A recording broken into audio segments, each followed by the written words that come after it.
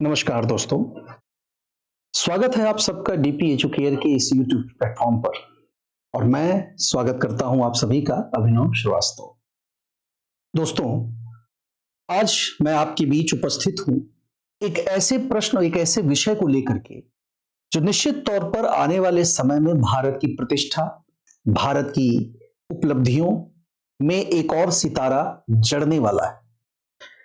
अभी तक जब भी बात होती है दोस्तों अपराध की, तो अपराध निश्चित तौर पर तभी अपराध कहा जाता है जब उसमें एक चीज शामिल हो जिसे हम लोग मेंस रिया या फिर जिसे हम लोग प्रयोजन अथवा आशय जैसे शब्दों से व्यक्त करते हैं। यानी कोई भी ऐसा कार्य जहां पर उसका आशय किसी भी व्यक्ति को नुकसान पहुंचाना हो, चाहे वो नुकसान शारीरिक रूप से हो, मानसिक रूप से हो, या उसकी चारित्रिक हनन से जुड़ा हुआ हो, किसी भी स्तर पर ऐसे किसी कार्य को हम अपराध की श्रेणी में रखते हैं।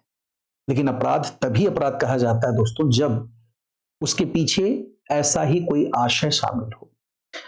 आज के दौर में जब हम अखबार खोलते हैं तो हमें हर दिन कोई ना कोई ऐसी खबर अखबार में नजर आ जाती है, हर पन्ने पर कोई ना कोई ऐसी खबर नजर आती है जो कि किसी न किसी अपराध से जुड़ी हुई हो। और ऐसे मुद्दों पर हमारे आपके पास क्या ऑप्शन बचता है, क्या विकल्प बचता है, सिवाय इस बात के कि हम चाय की दुकानों पर उन मुद्दों पर, उन विषयों पर और उन अपराधों के बारे में चर्चाएं करते हैं। और जैसे जैसे चाय खत्म होती जाती है, उस विषय पर हमारी गंभीरता भी खत्म होती जाती है। लेकिन अंतरराष्ट्रीय स्तर पर कई ऐसे अपराध हैं दोस्तों जिनकी जो सीमा है वो किसी देश की बाउंड्री तक सीमित नहीं है। और अगर उनकी सीमाओं की बात की जाए तो उन अपराधों को हम अंतरराष्ट्रीय अपराधों के तौर पर भी देखते हैं। अगर बात की जाए तो कुछ खास नाम है मेरे पास, मैं उनकी बात करूंगा। जैसे इलीगल आर्म्स ट्रेड, यानी गैर कानूनी हथियारों की तस्करी की बात कर लेते हैं। इसके अलावा फाइनेंशियल फ्रॉड्स की बात करते हैं, जहां आप अक्सर देखते हैं कि मेहुल चोकसी जैसे लोग, जिनका नाम आपको याद होगा, गीतांजलि ज्वेल से जुड़े हुए लोग थे दोस्तों। ये वो लोग थे, नीरव मोदी हो, मेहुल चोकसी हो, जिन लोगों ने भारतीय बैंकों का हजारों करोड़ रुपया लोन के तौर पर लिया और फिर उसे न चुकाने की मंशा के साथ इस देश को छोड़कर वो कहीं और चले गए और वहां जाकर उन्होंने वहां की नागरिकता ले ली। ऐसे में जनता की गाढ़ी कमाई का जो पैसा है दोस्तों, जो मेहनत का पैसा है, वो तो डूब गया। अब सरकारें केवल उसकी रिकवरी करने के लिए कुर्की जैसे आदेशों का जो है पालन करती हैं। लेकिन संबंधित दोषी को भारत लाने का और उसके द्वारा किए गए अपराधों की विवेचना करने का जो प्रक्रिया है, उसमें जिस अंतरराष्ट्रीय सहयोग की आवश्यकता हमें होती है, उसके लिए राष्ट्रीय स्तर के इन जांच एजेंसियों का वैश्विक स्तर की जांच एजेंसियों के साथ मिलकर काम करना बहुत जरूरी है। और वो, जैसा कि आपको पता है कि अभी तक हमारे साथ ऐसी कोई फैसिलिटी नहीं थी। इस दिशा में भारत ने दोस्तों एक बड़ा कदम उठाया है। और भारत की एक सुरक्षा एजेंसी की भी बात हम करेंगे, जिसे हम लोग सीबीआई के नाम से भी जानते हैं, सेंट्रल ब्यूरो ऑफ इन्वेस्टिगेशन। तो सेंट्रल ब्यूरो ऑफ इन्वेस्टिगेशन और इंटरपोल जिसे इंटरनेशनल पुलिस के नाम से भी जाना जाता है, इन दोनों संगठनों के द्वारा शुरू किया गया एक ऐसा नेटवर्क, एक ऐसा इन्वेस्टिगेशन पोर्टल, जिसे दोस्तों नाम दिया गया है भारत पोल। ठीक है, भारत पोल का जो सबसे पहली बात कर लेते हैं कि इसका जो पूरा नाम है वो क्या है। तो दोस्तों, भारत पोल का जो पूरा नाम है वो है broadcast hub for assistance and real time action against transnational crimes via international police cooperation.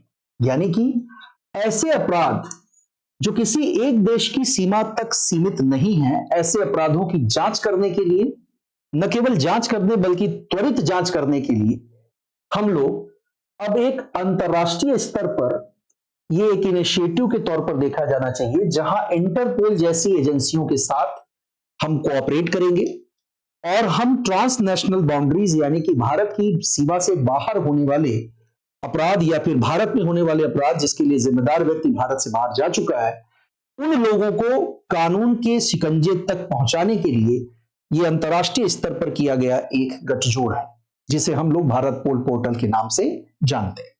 दोस्तों, पहले भी अगर बात की जाए अमेरिका की, तो उसके पास फेडरल ब्यूरो ऑफ इन्वेस्टिगेशन है।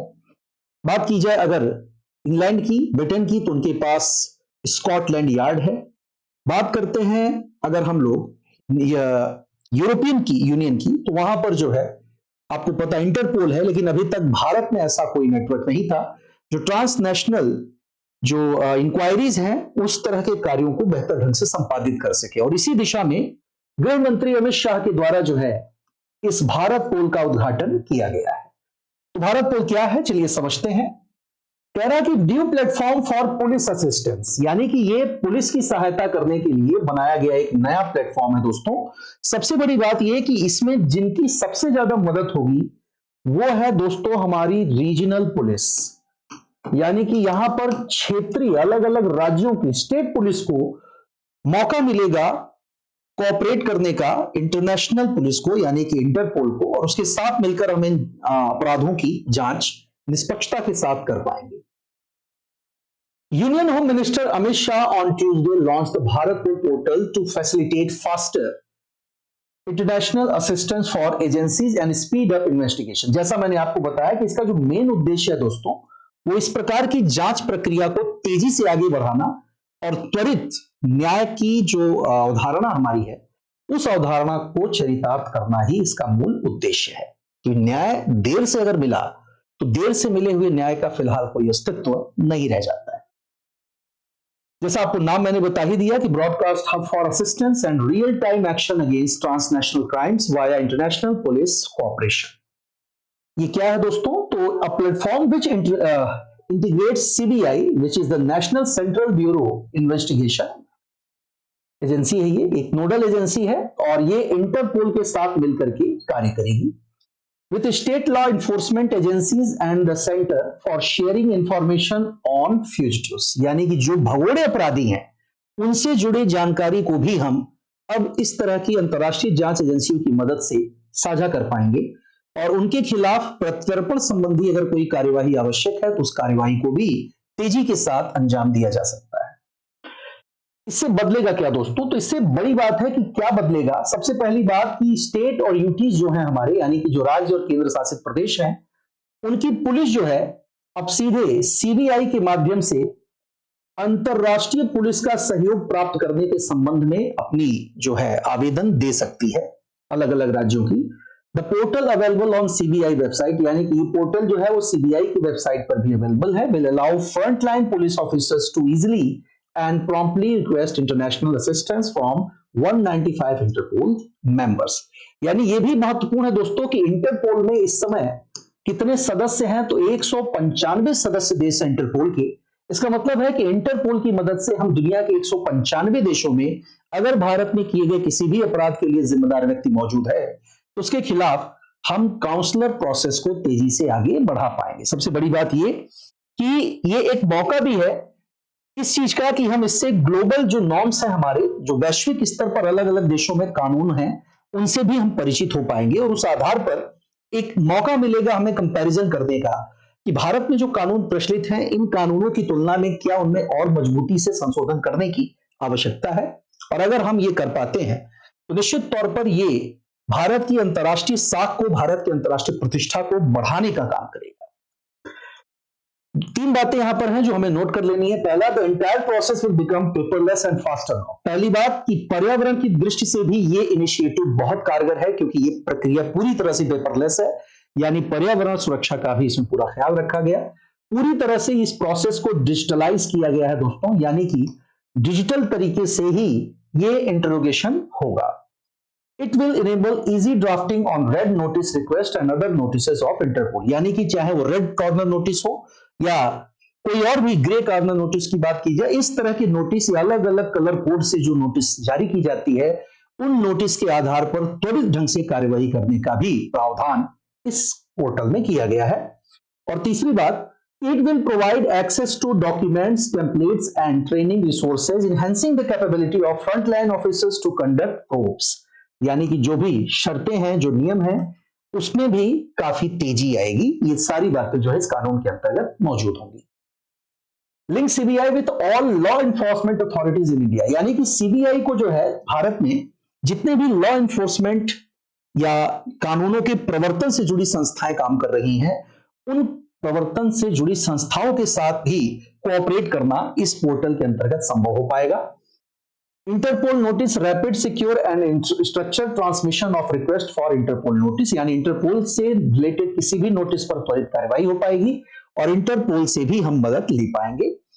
Interpole references facilitates assistance to Indian agencies in criminal matters and investigation abroad through Interpol channels, यानी कि यहां पर किसी भी तरह की आपराधिक कार्यवाही के लिए भी हम बेहतर ढंग से निर्णय ले पाएंगे।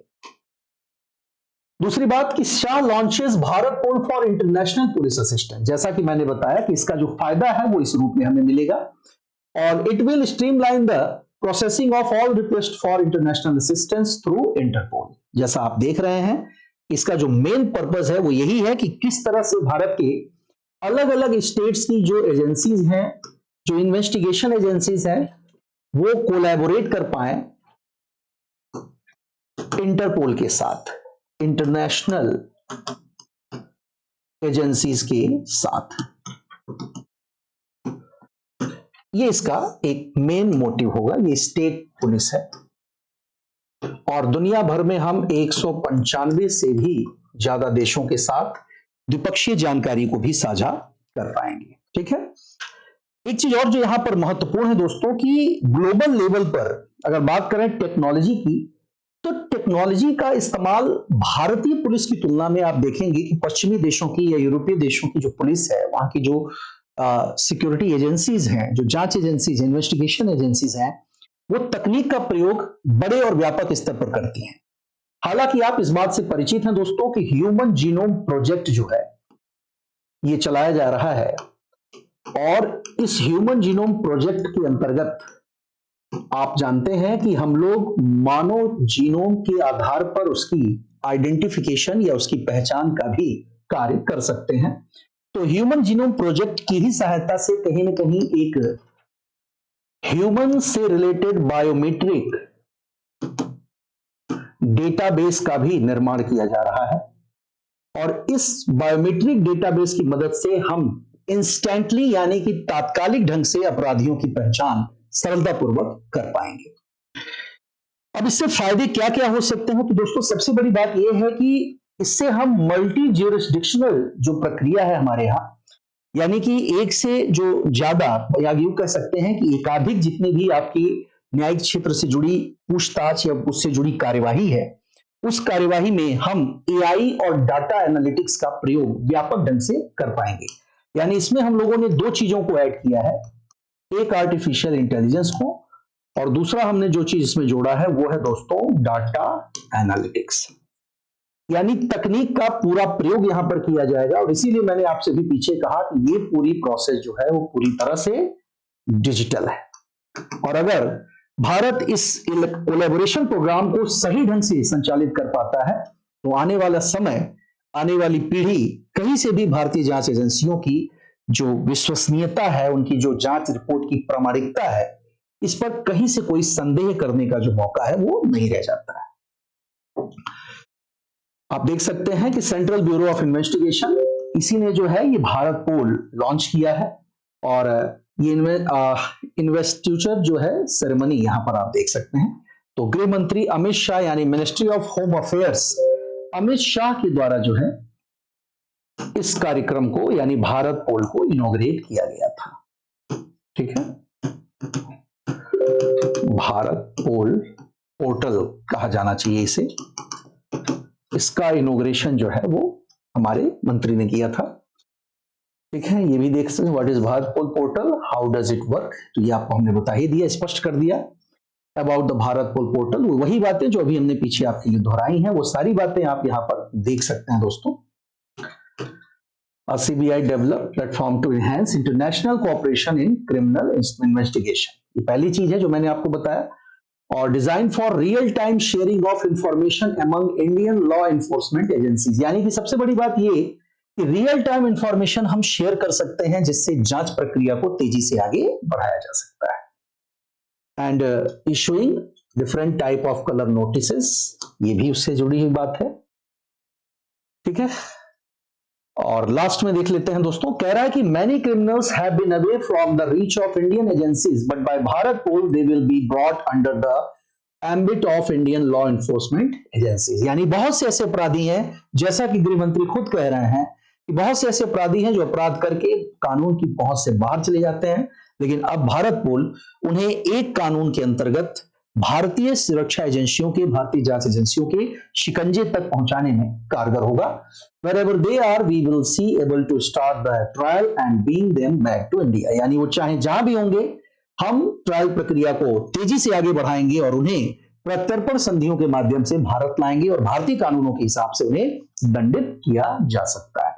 निश्चित तौर पर कानून पर इससे लोगों का न केवल भरोसा बढ़ेगा, बल्कि इससे हमारी जो जुडिशियल प्रक्रिया है, जो न्यायिक प्रक्रिया है, उसमें जो अभी तक देखा जाए तो बहुत सुस्ती वाला जो माहौल रहता है, उसमें भी काफी हद तक तेजी आने की संभावना जताई जा सकती है। एक बड़ी बात यहां पर दोस्तों, भूतपूर्व चीफ जस्टिस हुआ करते थे जस्टिस जे.एस. खेहर।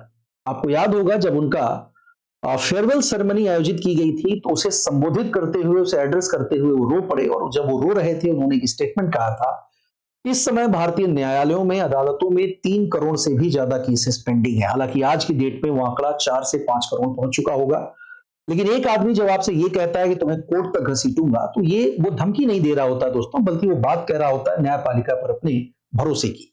ये स्टेटमेंट न्यायपालिका को उसके भरोसे का प्रतीक होता है कि उसे कहीं और से न्याय मिले या ना मिले, लेकिन अदालतों से उसे न्याय मिलेगा। तो अदालतों में न्यायिक प्रक्रिया में विलंब का होना, कई बार जो संबंधित व्यक्ति होते हैं उनका धैर्य टूट जाता है, कई बार वो उनका मनोबल क्षीण हो जाता है, और ये उनको कई गलत फैसले लेने के लिए, कई बार अपने जीवन को समाप्त करने का मौका देता है। तो ये सारी चीजें जो है, न्यायिक प्रक्रिया को भी हम तेजी से आगे बढ़ा पाएंगे, और इन्फोर्समेंट प्रक्रिया, जो लॉ इन्फोर्समेंट एजेंसीज हैं, उनका भी कामकाज करने का तरीका इससे बदलेगा। तो उम्मीद करता हूं दोस्तों कि संक्षिप्त में आपने ये बात को समझा होगा, और अपनी अगली क्लास में फिर मैं आपसे मिलूंगा एक ऐसे ही किसी छोटे वीडियो में बड़ी बातों के साथ। तब तक अपना ख्याल रखिए, स्वस्थ रहिए, सुरक्षित रहिए। मिलते हैं इसी मंच पर। जय हिंद दोस्तों।